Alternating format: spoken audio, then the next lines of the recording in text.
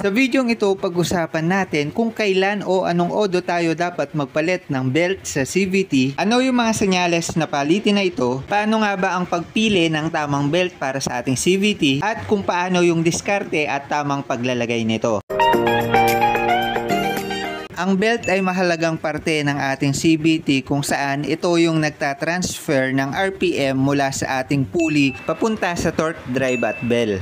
Ito rin po yung dahilan kung bakit mula sa crankshaft or sa power output ng makina ay mapapaandar o mapapaikot natin ang ating mga gulong. Kaya naman kailangan nating panatilihing nasa maayos na kondisyon ito dahil kapag na-damage o naputol ito sa kalagitnaan ng biyahe natin ay napakalaking aberya at problema. Dahil bukod sa hindi natin mapapaandar ang motor ay hindi natin ito basta-basta makikita sa kalsada.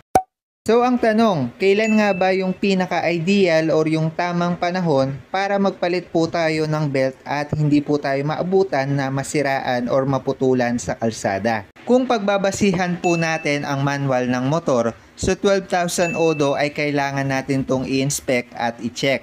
At sa 24,000 odometer reading ay kailangan na po natin itong palitan. By the way, kasama din po sa inspect ang replace if necessary. Ibig sabihin, pwedeng mapalitan natin ng maaga yung ating belt depende sa sitwasyon. So, paano nga ba mag-inspect at mag-check ng belt? At paano natin malalaman na kailangan na nating palitan ito? Sa unang 12,000 odometer ay malalaman nating palitin na or pwede pa ito sa pamamagitan ng pag-check ng mga cracks nito. Meron po tayong tatlong uri ng cracks para pagbasihan po natin kung pwede pa or hindi na yung ating mga belt. Ang una po ay ang minor or simple cracks. Basically, maliliit pa lang ito na cracks sa pagitan ng ipin ng ating mga belt. Usually, nagkakaroon po ng ganito sa pagitan ng 5K to 10K odo ng paggamit natin ng motor. Indikasyon po ito na nagamit na yung ating mga motor sa maikling panahon, pero hindi po ito indikasyon na kailangan na po nating magpalit ng ating mga belt dahil normal lang po sa belt yung ganito kaliliit na cracks sa mababang odo. Ang pangalawa naman po ay ang semi-cracks. Dito ay makikita natin na medyo malalim na yung mga cracks sa pagitan ng ipin ng belt natin. Hindi pa po sobrang lala yung ganitong cracks, pero kung ikukumpara natin sa minor cracks na parang guhit lang at hindi pa masyadong malalim, makikita po talaga natin yung pagkakaiba ng dalawa. Usually, yung semi-cracks ay makikita na natin sa pagitan ng 10K to 15K odo. Actually, hindi pa po ito palitin at magagamit pa po natin yung ating mga belt, pero indikasyon na po ito na malapit na po natin itong palitan. Ang pangatlo naman po ay tinatawag na worn out belt. Basically, super laki po at lalim ng crack nito na makikita na natin hanggang sa gilid yung cracks nito. Also, nagkakaroon na rin po ng cracks sa ibabaw ng belt. Kaya naman masasabi natin ang worn out belt o itong pangatlong cracks ang pinakamalala at kailangan na nating palitan ang ating mga belt sa ganitong sitwasyon. Usually ay makikita na po natin yung ganitong klaseng cracks mula 15K odo pataas at pwede na po itong maputol at masira anytime. Para magkaroon po kayo ng idea, itong belt na hawak ko na worn out na at malaki na po yung mga cracks ay 24,000 odo na po yung tinakbo. At dito sa CVT ay makikita natin yung senyales na mapagpag na yung ating mga belt. Also, kung mapapansin nyo, visible na din yung cracks kahit di pa natin binabaligtad yung belt. Kaya naman dito masasabi nating tama yung nakalagay sa manual na dapat 24,000 odo ay palit na ng belt. Pero case to case basis po ito dahil hindi sa lahat ng pagkakataon ay pares po tayo ng sitwasyon ng belt. May mga maaga pong na-worn out or nagkakaroon ng malaking cracks yung belt dahil na rin sa driving habits. Kaya naman importante na lagi natin itong inspect pagkabukas ng CVT.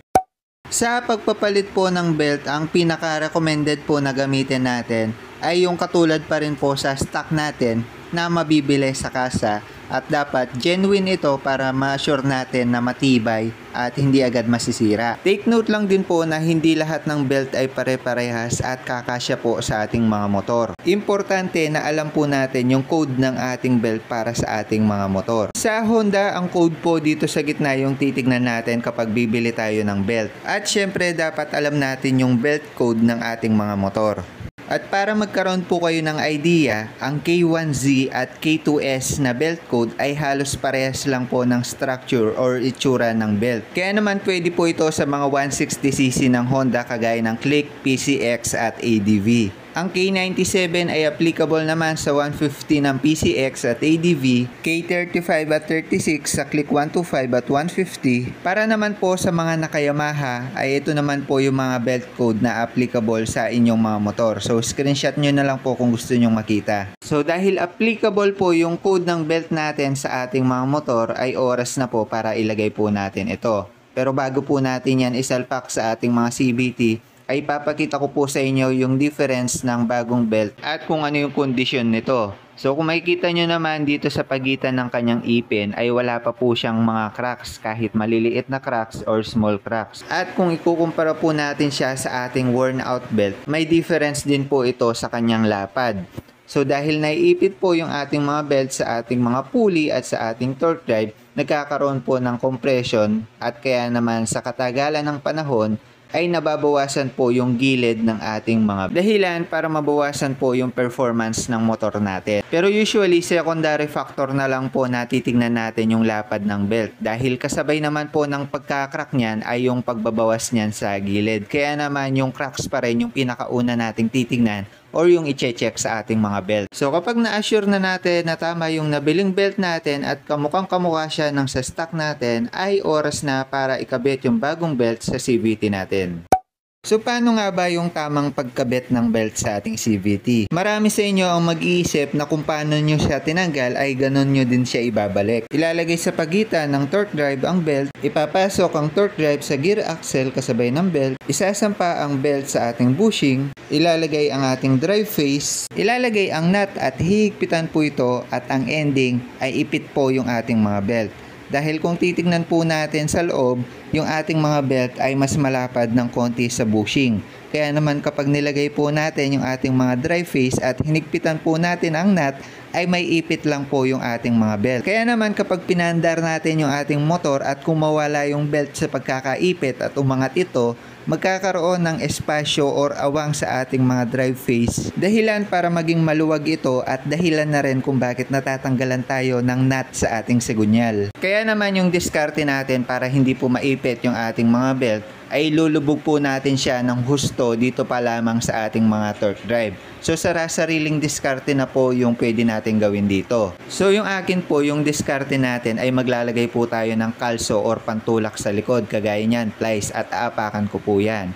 Gamit yung aking kamay naman ay bubuka ko po yung torque drive natin. At kapag nailubog natin ay hahawakan natin yung belt natin sa kabilang dulo dahil kapag binitawan po natin yan ay luluwa po ng torque drive yung belt natin. Ngayon para hindi na po kumawala yung belt natin at ulitin natin yung process natin ay itatali po natin yung ating belt dito sa dulo. May ibang pagkakataon na yung iba nalulubog po nila yung kanilang mga belt sa torque drive at hindi na po ito kumakawala. Pero minsan depende po yan sa stiffness or tigas ng ating mga center spring. Sa case ko po ay medyo lumuluwa yung belt kaya naman itinali na lang natin. At depende rin sa lakas yan. Ako bahagya ko lang siyang naiangat kaya naman nailubog lang natin ng bahagya. Pero ang main goal lang naman natin dyan ay ilubog natin siya para mamaya ay hindi po siya maipit sa ating mga drive face. Pagkatapos ay lagyan lang natin ng konting grasa yung ating gear axle para hindi agad mangalawang at para medyo dumulas ng konti. At ipasok na natin itong ating torque drive kasama po yung ating belt na itinali natin. Dito may kita natin na kapag pinisil natin ng bahagya yung belt ay magkakaroon siya ng space sa ating mga bushing. Yun yung dahilan kung bakit inilubog natin siya ng konti at itinali. Sa paraan pong ito kapag inilagay na po natin yung drive face ay hindi po niya iipitin yung ating mga belt at may ilulubog po natin siya ng maayos. At kung titignan po natin ay kapag nilagyan natin ng awang or niluwagan po natin yung belt sa bushing at itinulak ang ating drive face ay meron pa po tayong makikitang konting space at lilitaw po yung ipin ng ating crankshaft. Sa ganitong paraan ay hindi po natin may ipit yung belt kapag hinikpitan po natin yung nut dito sa ating crankshaft at maiwasan po na maluwagan o matanggalan tayo ng nut dito sa crankshaft habang nasa biyahe.